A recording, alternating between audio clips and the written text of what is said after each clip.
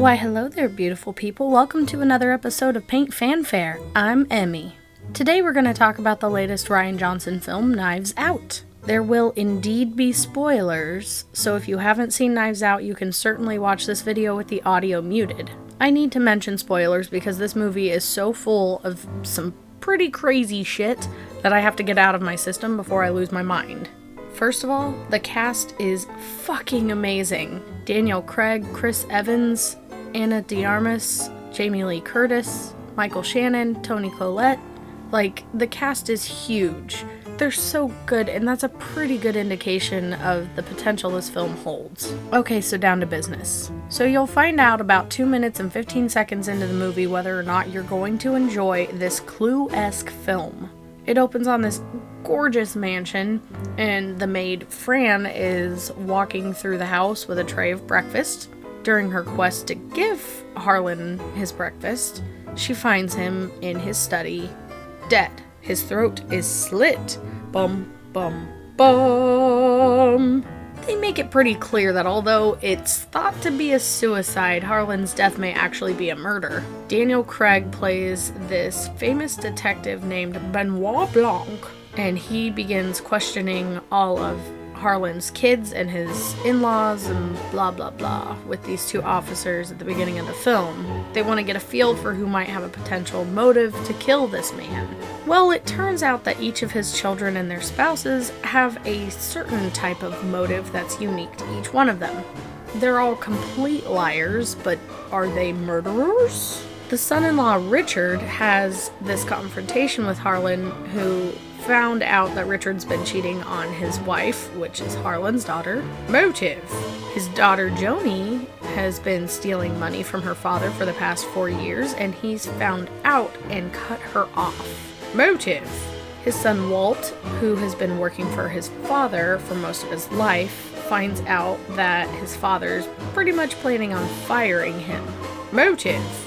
Harlan's grandson, Ransom, has some kind of altercation with Harlan during his birthday party the night before, and he leaves early and angrily. Possible motive? Finally, Blanc gets a chance to speak to Harlan's nurse, Marta. She's a humble, sweet girl who really loved Harlan like a daughter would. This cracks me up. In the movie, Blanc says to her something like, "A little bird told me, how shall I put this delicately? You have a regurgitative reaction to mistruth." Meaning the poor girl can't lie without puking. Yikes. So she's become an interest in Blanc's eyes because he can get an unfiltered truth from her, basically. As Blanc in the audience, you learn pretty quickly that Marta knows something about what happened to Harlan, even though she can't lie. There's something about her actions that you're like, this bitch knows something. We find out from Blanc that he's on this case because someone sent an envelope of cash to hire him to investigate the possible murder of Harlan Thrombey. Through a turn that shocked me, we find out very quickly that Marta is the murderer. During her evening with Harlan, she decides to give him his medication and accidentally gives him an overdose of morphine. She explains that she needs to give him the antidote or he will be dead within 10 minutes. Looking through her bag, she can't find the antidote. In a panic, they both realize that he'll be dead before the ambulance can even arrive. Harlan knows that Marta's mother is an illegal immigrant, and out of gratefulness to their friendship, he decides to cover up her fatal mistake. He tells her to give herself an alibi by leaving the house as vocally as possible. Several people will see her leave. Then he gives her instructions to drive past the camera, and then to park her car, and to get out and come back through the woods to get to the house, climb up the side of the house through this secret window. God, I love this fucking house. And come back to the study with him. He decides he's going to have to cover up the mistake by taking his own life.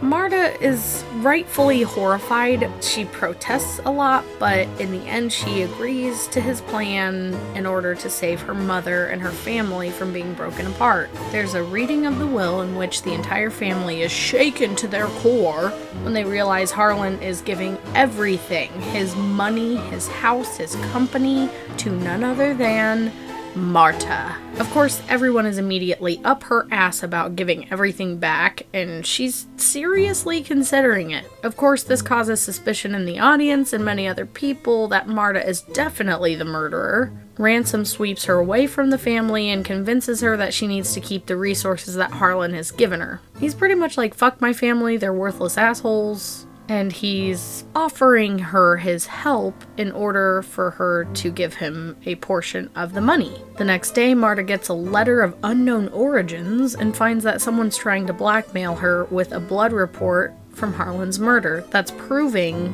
that she gave him an overdose of morphine. The lab where the report was made has been destroyed, also all of the evidence, so the blackmailer has the only copy that proves her guilt. She goes to meet the person to give them money, and it's none other than Fran, the maid. Does this feel like Clue yet? Marta finds Fran, who has been poisoned with the morphine taken from Marta's medical bag. In a moment of major character development, Marta has to decide whether or not to call for help. If she does, it's likely that Fran will talk and Marta will be outed for Harlan's murder. But if she doesn't call for help, Fran is definitely going to die. Despite the consequences, Marta begins CPR, calls for help, and Fran is taken to the hospital. After this happens, Marta has a conversation with Blanc, who tells her that he knows the whole truth. She confesses everything to him as she comes to the decision to give the money back to the Thrombey family and to turn herself in. Blanc takes her back to the mansion to do just that. During an earlier scene, we find out that Fran has a stash where she keeps some illegal smoking items. Marta believes that they'll find the blood report in that stash, and she's right. She gives the paper to Blanc and they go to speak to the family. As Marta's about to make her announcement that she is renouncing herself as the sole benefactor of Thrombey's will, Blanc stops her. He tells the family they pretty much treated her like shit this whole time and that she's keeping the money and basically go fuck yourselves. He sweeps Marta away to reveal the truth of what actually happened. So here it is. Major spoilers. Stop listening if you don't want to hear, because this is going to ruin the entire film. Marta has never poisoned Harlan. Someone has switched the labels on the vials of the medication, and she's given him the real medicine all along, not the overdose of morphine. Basically, he kinda killed himself for nothing. So who did it? Who switched the labels? None other than the beloved Ransom. Guilty. Ransom had found out the night before what was in Harlan's will, that Marta was going to be the sole benefactor of the Thrombey fortune. So Ransom had left the house in a fury. He parked beyond the cameras, he comes back to the house, and he switches the labels on the medication, knowing that Marta's going to give him an overdose and he's going to die. Then, Ransom hires Blanc anonymously to figure out that Marta was the murderer in order to keep her from receiving the contents of the will. Fran had witnessed Ransom switching the labels on the bottles and has planned to blackmail him into giving her some money.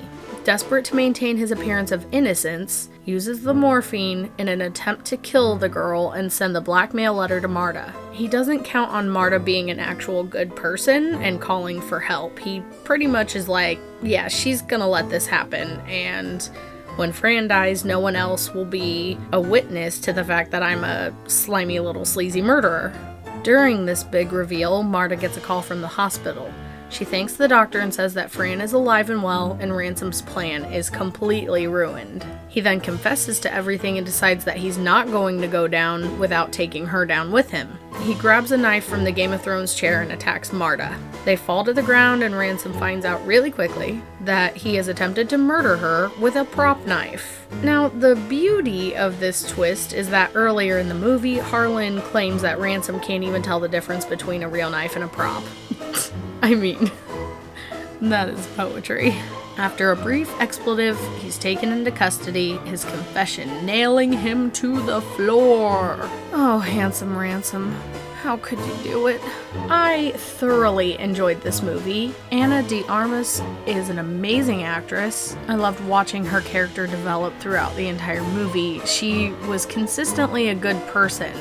Despite the fact that she was trying to cover up a murder, her guilt was incredibly believable. I loved all of the Clue aspects about the movie. They even reference that this is Clue-esque. I'm gonna have to give this 5 paintbrushes because holy shit. Also, I find it's very rare to see Daniel Craig in a role that's goofy. I really enjoyed that too. So anyway, I really enjoyed making this painting. It was super fun to do the character of Marta because she was the one I related to the most. The knives in the background were an interesting addition to the painting. I always struggle with backgrounds, so it's nice to kind of settle on something solid. This was a fun one. And I think that's about it for this week. So thanks again for joining me on another episode of Paint Fanfare. Please like and subscribe and ring the bell to get notifications every time I post a new super cool video every week. Don't forget to follow me on Instagram at Emmy's Art Stuff. And as always, stay creative.